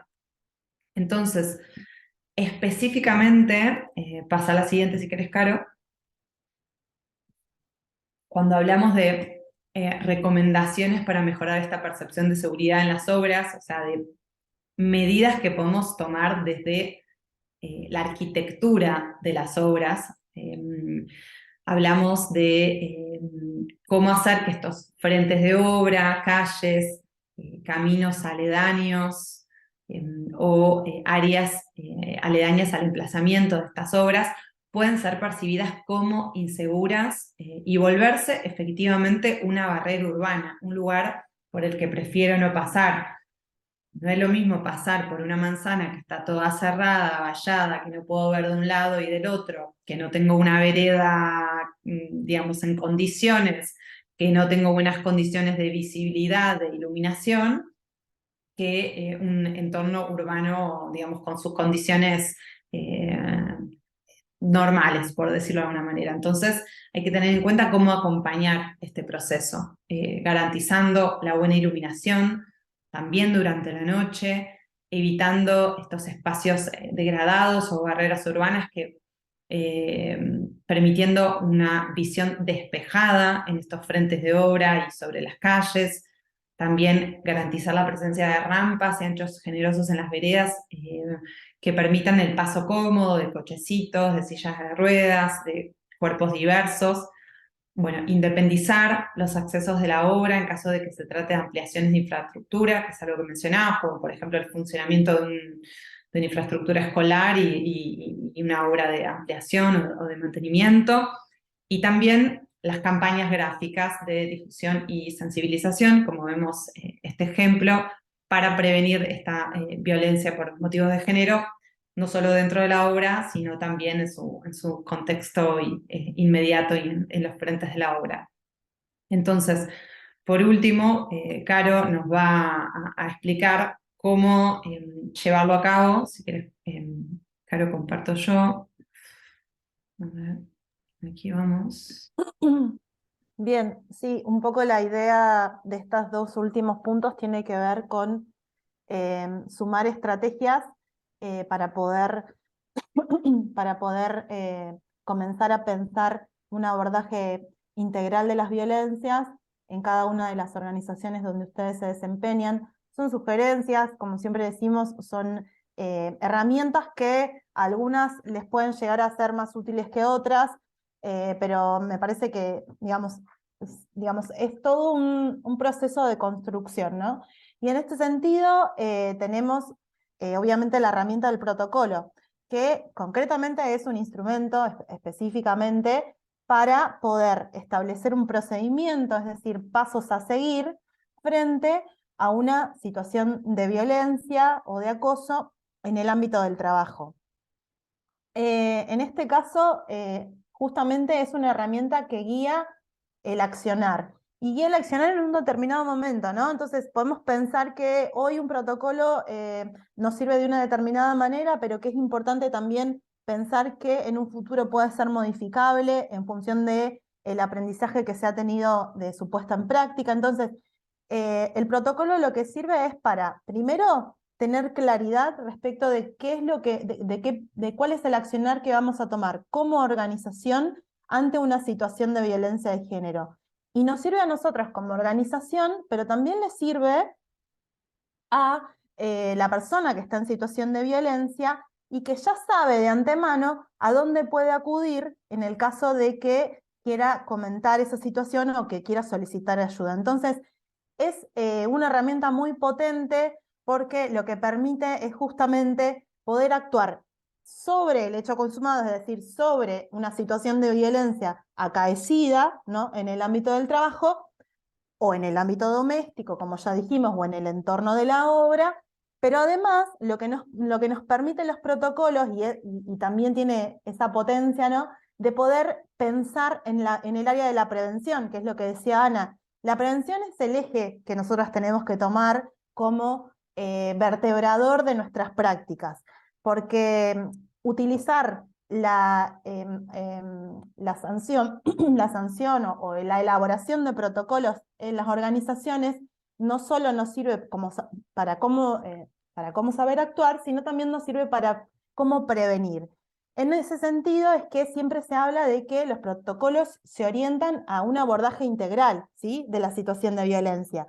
Nos paramos en una determinada situación donde ya está realizado el hecho, digamos, pero también lo que promovemos es deconstruir, transformar, desnaturalizar ciertas violencias que existen ya dentro de la institución y que son patrones de conducta, si se quiere, normalizados, que debemos empezar a rever. En ese sentido, me parece que está bueno pensarlo desde estas dos aristas. Un protocolo de acción, pero un protocolo también de prevención, ¿sí?, como para poder abordarlo de manera integral. Los objetivos, digamos, lo voy a decir muy por encima, ustedes después van a poder indagar más al respecto en los materiales que les vamos a compartir, pero principalmente tienen como objetivos centrales justamente generar acciones preventivas y espacios de reflexión, procedimientos de acción, espacios de escucha, ¿sí?, y canales de comunicación. Un poco lo que comentaba recién Ana, que tiene que ver con poder generar canales claros de comunicación, de sensibilización y de difusión. Y el objetivo último del protocolo, obviamente, es promover la equidad y la igualdad de género en el acceso, a las oportunidades para todas las personas que integren esta organización.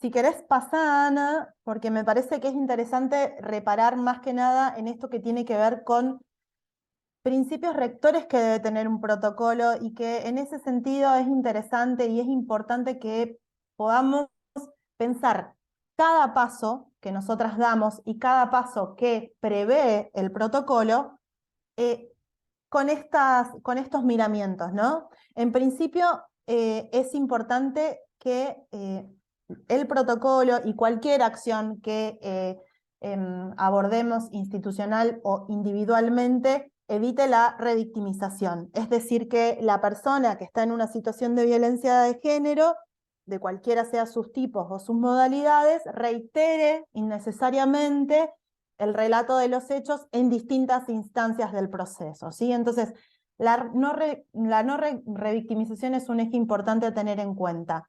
Por otro lado, otra cuestión importante tiene que ver con garantizar la confidencialidad. Es decir, en un 100% se tiene que garantizar la privacidad de las personas que están realizando el relato de algún hecho o alguna situación de violencia de género, y de las personas que también han sido testigos. ¿Por qué? Porque digamos, garantizar la privacidad es lo que va a permitir a otras personas también poder denunciar en instancias futuras si no se tomaron represalias y si también no se difundió el caso, no se difundió el problema, no se difundió el hecho de violencia. Entonces, la confidencialidad es otro de los principios vertebradores de cualquier protocolo de actuación. Por otro lado, lo que tiene que ver con el derecho de la información, que es importantísimo, ¿sí?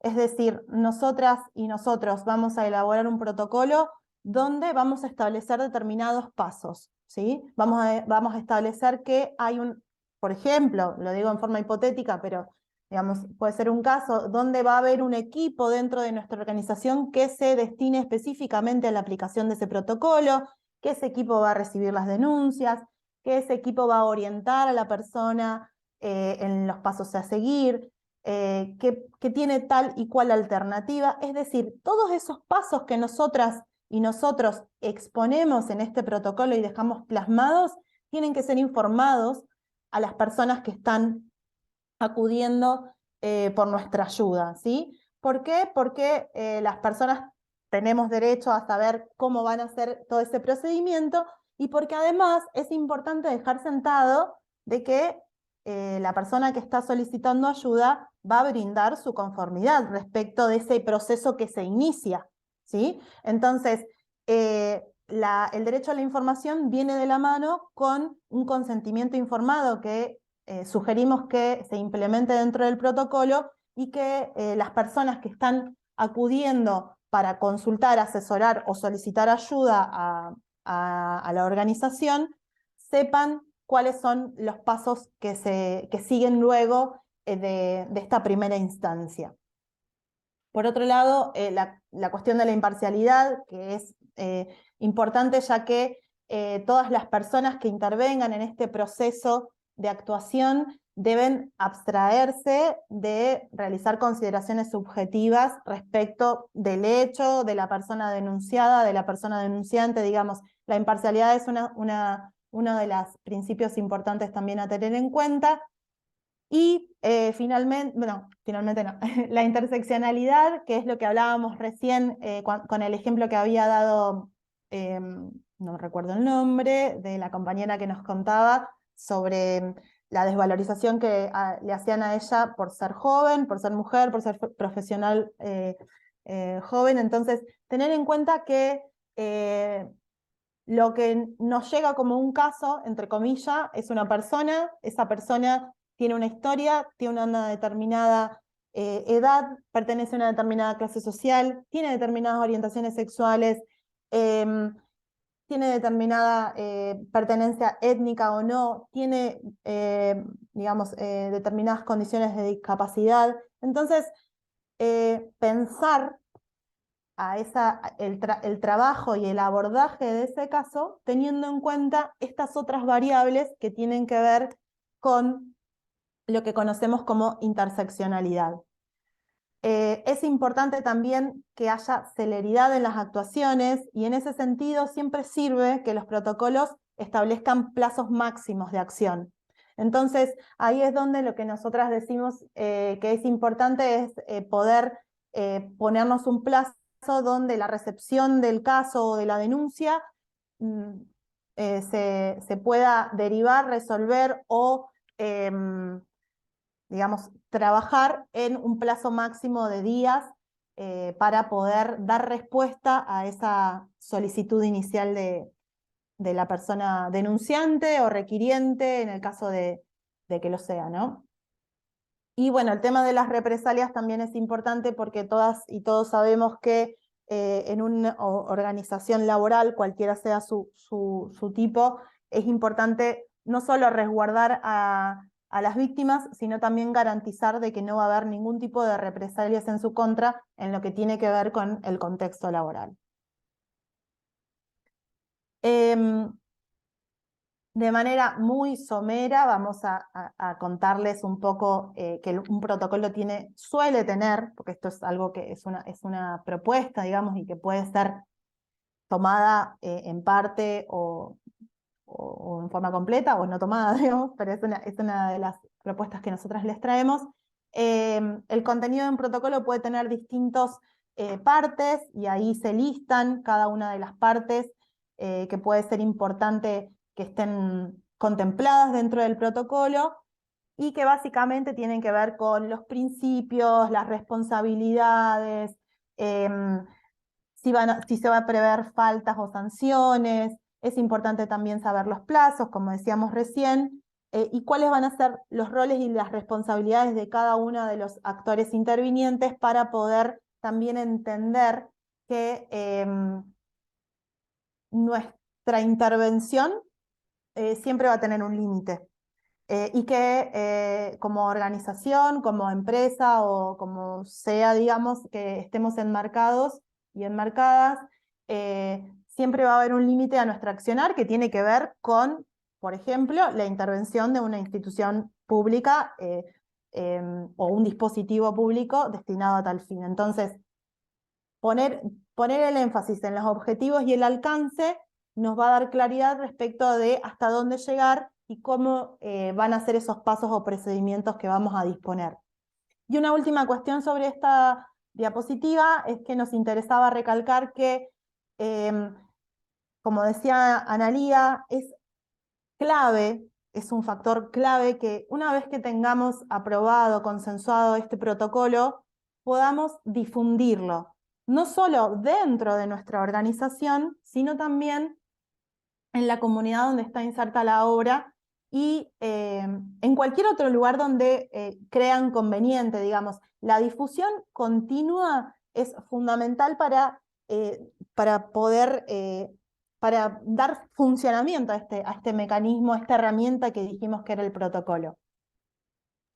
Sí, agrego, o mismo dentro de las empresas, o también pensando en el rol potencial que puede tener el Colegio de Arquitectura, ¿no? Teniendo un modelo de protocolo a mano y disponiéndolo, por ejemplo, para lo que es la realización de obras. O sea, está bueno entender que ya hay un montón de modelos y de experiencias y que no hay que hacer como todo este trabajo que parece muy complejo de cero.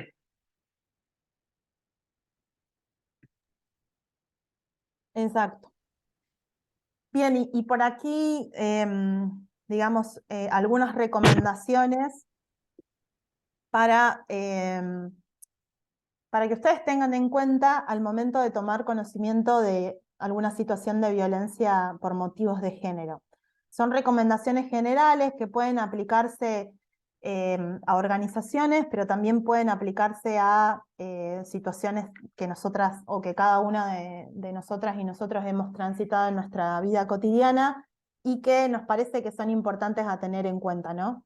Son casi como los principios del protocolo que estábamos detallando más arriba, pero pensándolo en una situación donde estemos frente a una persona que está atravesando una situación de violencia de género. Entonces, en primer lugar, es importante saber que todos los canales son válidos para recibir situaciones, consultas, pedidos de asesoramiento, etcétera, relativos a la violencia de género. Es decir, si nosotras trabajamos en alguna organización donde ya existe un protocolo y donde ya hay un lugar donde está estipulado que se reciban los casos o las consultas, pero la persona acudió a mí, que soy su compañera de trabajo, a decirme que está atravesando una situación de violencia doméstica en el seno de su hogar, yo no le voy a decir, andate a la otra ventanilla, ¿sí? O sea, los canales son todos válidos y es importante que justamente por el hecho de que todos tenemos conocimiento del protocolo, yo puedo decir, sí, te escucho atentamente, veamos en qué te puedo asesorar, y si no, acudimos a esta comisión experta donde nos pueden asesorar, pero no decirle, a mí no me interesa, yo no soy parte del equipo que aplique el protocolo, así que háblale a la mano, digamos. Es importante saber que todos los canales son válidos. La escucha activa, obviamente, es otra de las cuestiones fundamentales, ¿no? Registrar, acompañar y brindar contención. Y también, si está dentro de nuestras competencias, es importante que podamos identificar el riesgo, ¿no? El riesgo que tiene esta persona ante el hecho que nos está comentando. Entonces, existen ya dentro de lo que es el protocolo de intervención único que tiene la provincia, a nivel provincial, existen una serie de variantes o de variables, sería más apropiada la palabra, y de indicadores que nos van a ayudar a entender si esa persona, esa mujer, está en una situación de riesgo alto, medio o bajo, y que nos va a permitir saber cómo actuar, digamos, porque claramente si estamos ante una situación riesgosa tenemos que actuar con más premura y con otras características que si estamos ante otra. Si no tenemos esas competencias y no sabemos cómo actuar, es importante también saber que existen otros canales que están especializados. Probablemente haya algunas personas dentro de la organización que manejen más información que yo, o si no, siempre sabemos que existen las líneas de atención a las violencias, que son específicamente para asesorar, ¿sí? Para asesorar y derivar el caso a los organismos competentes. Otra cuestión importante es no juzgar, y esto es lo que hablábamos previamente, ¿no? Lo que llamábamos imparcialidad más arriba tiene que ver con una posición personal de no juzgar con el dedo y decir, yo esto ya te lo vengo diciendo muchas veces, ¿por qué volvés con esta persona? También retomando todo lo que tiene que ver con el círculo de la violencia, ¿no? No juzgar es un hecho importantísimo para poder mantenerse en una relación fluida con esta persona que está necesitando nuestra ayuda. Respetar los tiempos y no definir qué hacer por sobre la persona que está atravesando la situación de violencia es clave, ¿sí? También hay que reconocer que cada situación es única y que, si querés, Ana, pasá a la última diapo, y que esto es importante derivar, lo que ya habíamos dicho, y que como organización, digamos, podemos tener herramientas que son importantes para poder ofrecer a esa persona cuando está atravesando una situación de este tipo. Entonces, acá mencionamos algunas, ¿no? Hablamos de las licencias laborales, por supuesto, licencias laborales remuneradas. También hablamos de la posibilidad de readecuación de los tiempos, de las tareas o del espacio físico donde se desempeña esa persona dentro de nuestra organización. Y siempre es importante que nosotras y nosotros podamos ofrecer estas alternativas y que sea la persona que está en la situación de violencia que defina si quiere tomarse la licencia, si quiere que le readecuemos las tareas, si le facilita o no que le cambiemos el lugar de trabajo, ya que siempre es importante, vuelvo a repetir, que la decisión la tome la propia persona involucrada. Finalmente, es importante tener en cuenta, como decíamos previamente, de que nuestro rol, ya sea nuestro rol individual, como compañera de trabajo, como parte de un equipo que implementa un protocolo, como personal de recursos humanos de una organización, etcétera, nunca va a reemplazar a los organismos especializados, que están especializados para intervenir. Entonces, por ese motivo, siempre es importante que aparte de los protocolos tengamos a mano las distintas oficinas, los distintos dispositivos que existen en cada territorio para poder derivar, consultar o asesorarnos en el caso de que sea necesario. Y derivar, por supuesto. Nosotras les compartimos en esta última parte 2 documentos, que uno es justamente lo que les comentaba recién, un recursero provincial de dispositivos de abordaje y acompañamiento de situaciones de violencia de género, que está elaborado por el Ministerio de Mujeres y Diversidad de la provincia, y que condensa muchísima información útil para poder tener en mente, para poder tener a mano, a fin de poder acompañar, derivar o digamos, abordar cualquier situación de violencia. Y por otro lado está la guía para intervenir en situaciones de violencia por motivo de género en el ámbito de las obras, pero específicamente de las obras de infraestructura escolar.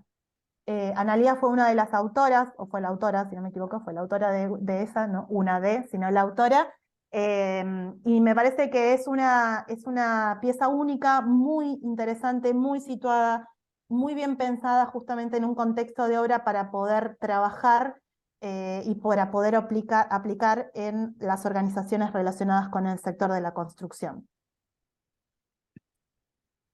Bien, buenísimo. Bueno, aquí estamos. Hemos concluido la sesión de hoy.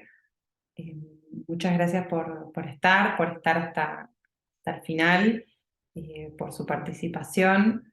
Como les comentábamos al inicio, vamos a tener una última sesión presencial el 31 de julio. Ya les enviaremos por mail el día y el horario. Y bueno, sabemos que estamos en hora, pero por supuesto que si tienen algún comentario o alguna duda o alguna pregunta, por supuesto que es momento de hacerlo y siéntanse libres de hacernos llegar cualquier consulta sobre algo que no se haya entendido de la sesión o cualquier cosa que quieran preguntar. Aquí en el chat dicen muy interesante y claro, muchas gracias. Seguro que hablan de Carolina. Bueno, sabemos que... La verdad que sí, muy claro, Caro y Ana, súper claro, la verdad. Y bueno, Fede que se tuvo que ir también, estuvo muy bueno. Es poco tiempo, 2 horas, y al mismo tiempo es bastante tiempo. Parece que fue un encuentro con un montón de información. Yo en ese sentido, decirles que, como bien decía Caro, hay muchas cosas que están linkeadas después en la presentación, que está buenísimo que puedan ir ampliando después en la medida que puedan ir revisando el material, eso está genial. Y como hicimos con la sesión anterior, en el caso de aquellas que son virtuales, les enviamos también la grabación. Ya nos queda la última que va a ser sobre finales de julio, como bien decía Analía, el 31. Es un poco más larga porque, bueno, vamos a aprovechar para hacer una instancia de taller. Así que, por un lado, invitarles a que participen y por el otro también a que inviten a compañeros, compañeras, colegas que puedan participar y se puedan sumar para la actividad de cierre de estas 4 sesiones que la verdad que vienen siendo muy buenas. No sé si hay alguna pregunta o bueno, en ese sentido solamente quería reforzar lo que decía Analía de la última fecha, que enviaremos todo por mail también. En ese sentido, si no tenemos el mail de alguno o alguna de ustedes, por favor, compártanlo en el chat, que va a ser nuestra manera de comunicarnos. Y bueno, después también, por supuesto, que estamos disponibles para acompañarlos y acompañarlas en estos procesos, tanto el Ministerio de las Mujeres y la Diversidad como ONU Mujeres, digamos, podemos acompañarles en lo que son las consultas y en estos procesos que sabemos que al principio pueden ser como más complejos, porque bueno, siempre la primera vez da dudas, pero creo que es muy importante entender la oportunidad, como decimos siempre, de generar mayores contextos de igualdades para mujeres, para diversidades, para niños, niñas, adolescentes, personas con discapacidad, y cómo entender a la obra como un espacio libre de violencia y sin discriminación, para que cualquier persona pueda animarse a acceder y sentir que va a estar segura y que no va a ser vulnerada. Ese tema es fundamental. Bien, bueno, habiéndonos pasado 5 minutos, gracias por su tiempo, por su escucha, por el respeto. Nada, cerramos acá y nos vemos pronto. Muchas gracias. Gracias, nos vemos la próxima. Gracias. Gracias, Muchas hasta luego. gracias. Buenas noches.